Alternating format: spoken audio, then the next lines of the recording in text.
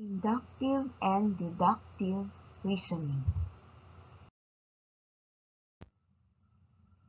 Inductive reasoning, it is the process of reaching a general conclusion by examining specific examples. When we find a pattern in specific cases and then write a conjecture for the general case.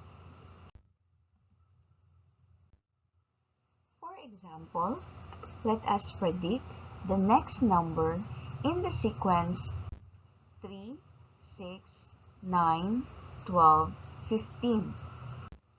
Now let us examine if we can see a pattern here. Now, we have observed that there is a common difference between the numbers. For example, between 3 and 6, we have noticed that they have a difference of 3. 6 and 9, they have a difference of 3. 9 and 12, also 3. 12 and 15, they also have a difference of 3. Therefore, we can say that in this given sequence, they have a common difference of 3. Therefore, we can say that the next number, the number after 15 will also have a difference of 3. Therefore, the next number after 15 is 18.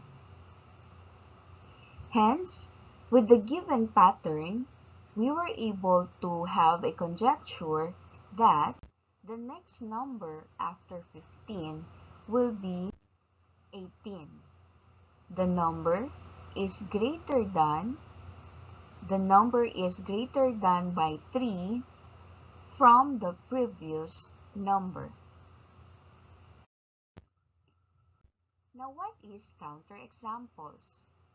Counterexample is a statement. A statement is true if it is true in all cases.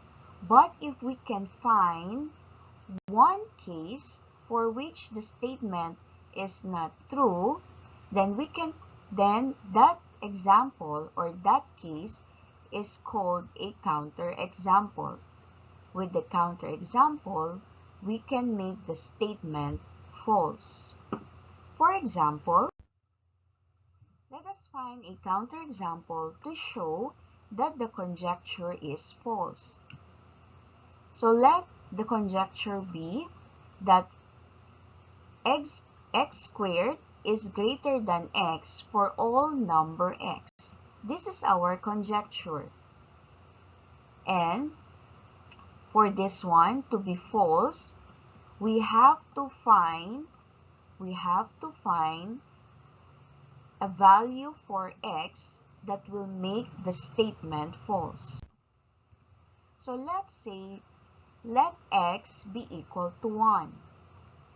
So if we're going to substitute 1 in x, then x squared will be 1 raised to 1 squared.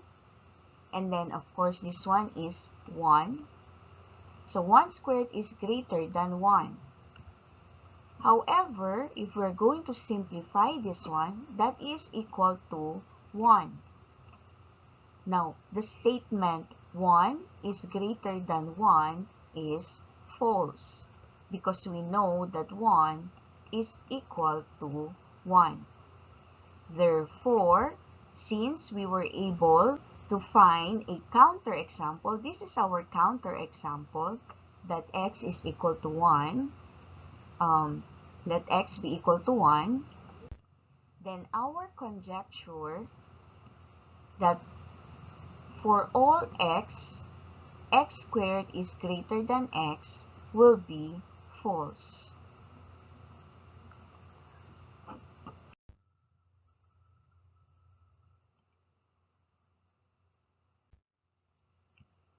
For example, this is our conjecture that for all number x, this statement is true. Again, for all number x, x squared is greater than x. This is our conjecture. It means that kahit anong ilalagay natin, kahit anong isa-substitute natin dito sa x squared will be greater than x. Now, for this conjecture to be false, we have to find a counterexample, meaning we have to find a value or a number that we can substitute to x and eventually will make the statement false. So, we let x be equal to 1. So, we are going to substitute 1 dito sa x. And so, we have 1 squared and then 1. Now, 1 squared, that is 1. If we're going to simplify 1 squared, that is 1.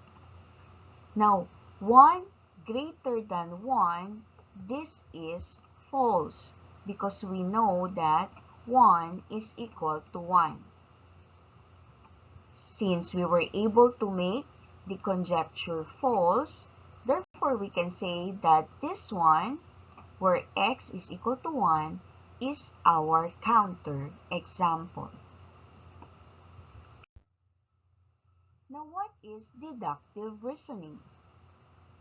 Deductive reasoning uses facts, definitions, accepted properties, and the laws of logic to form a logical argument. It is a general assumption that is considered first, then the conclusion is a specific example.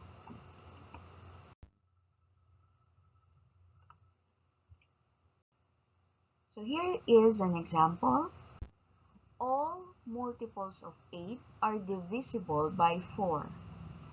All multiples of 8 are divisible by 4. So this is a general statement, and this is true. Now, here are the examples, specific examples. 64 is a multiple of 8, and so 64 is divisible by 4. So the conclusion is a specific example. Hence, the conclusion was made based on deductive reasoning. Again, the first statement is a general statement, and the conclusion is a specific example. Okay, let's have some activity first. Now let us identify what type of reasoning was used in the statement, if it's a deductive or an inductive reasoning. Okay. Each time Monica kicks a ball up in the air, it returns to the ground. So the next time Monica kicks a ball up in the air, it will return to the ground. So in here, we have used the inductive reasoning. Inductive reasoning because there is a pattern used to reach the conclusion. Okay? In here, we have used, each time Monica kicks a ball up in the air, it returns to the ground. It returns to the ground. So in here, there is a pattern already. Okay? There is a pattern already that every time Monica kicks the ball up in the air, the ball always returns to the ground. So it has always been like that. Okay, the pattern, the action, or the result is is repeating. So that's a pattern. So because of it, we were able to conclude that every time Monica kicks a ball up in the air, the ball will return. So we were able to conclude or to make a conjecture that every time Monica kicks a ball up in the air, it will return to the ground. Okay, so this is an inductive reasoning. Now, we are going to identify what type of reasoning was used for the conclusion. Okay, so the first one is, each time Monica kicks a ball up in the air, it returns to the ground. So the next time Monica kicks a ball up in the air, it will return to the ground. In here, we have used the inductive reasoning because a pattern is used to reach the conclusion. Okay. Each time Monica kicks a ball up in the air, it returns to the ground. So there is a pattern already. Okay, there is a pattern already that every time Monica kicks a ball up in the air, okay, the result is that always the ball will return to the ground. So the result is being repeated every time Monica kicks the ball. The result is always that the ball will return to the ground. Okay, so there is a pattern. Therefore, we can say that the next time, if Monica will kick the ball up in the air, still the ball will return to the ground. Hence, we used inductive reasoning for this particular example.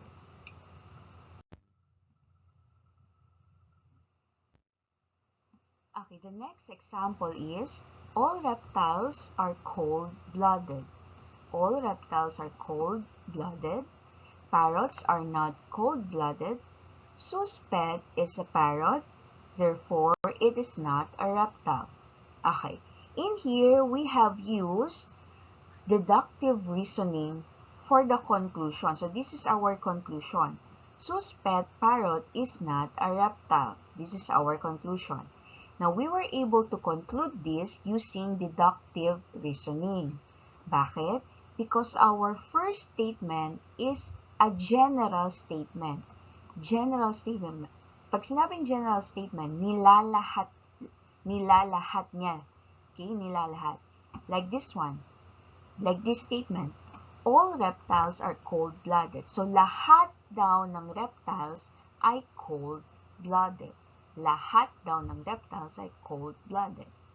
Now, since parrot ay hindi cold-blooded, and tapos ang pet naman ni Sue ay isang parrot, therefore, we can say na yung pet ni Sue, which is a parrot, is not a reptile.